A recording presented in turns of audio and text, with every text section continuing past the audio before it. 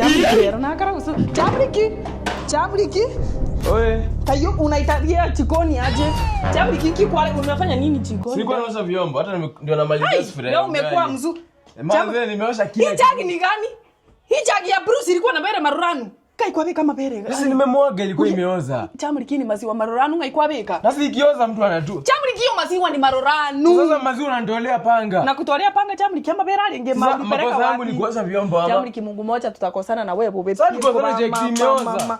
Unaniambia hata jagi ilikuwa ugali ya jana inanuka venye nataka hata ni baadhi nimeweka omo. Kiporo yangu niliweka huko ati umeweka omo mpaka kwa vyombo Chambriki. Sasa ilikuwa imeoza ilikuwa inanuka vibaya nikamwaga. Chambriki kwa sana tole naye. By the way ugali ilikuwa hapo juu. Yeye usiku.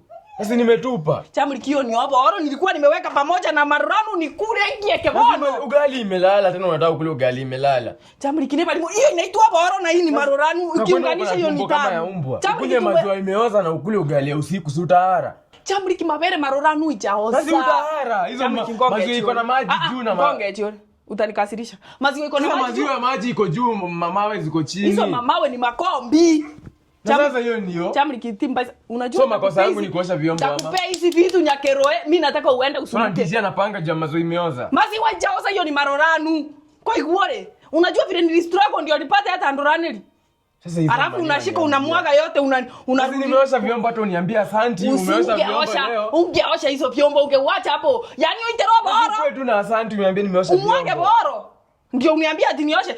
Chambriki soka isikage kwenda unitafutie maziwa. Sasa ngutafutie maziwa gani? Unitafutie ndoraneli nikuje. Uchukue ya pakiti iko hapa kwa fridge. Sikunywi maziwa ya paketi, enda uchukue maziwa. Sasa kuna maziwa fresh hapa. Nasema aje, sabusi jagi. Rinse. Sabusi hivi.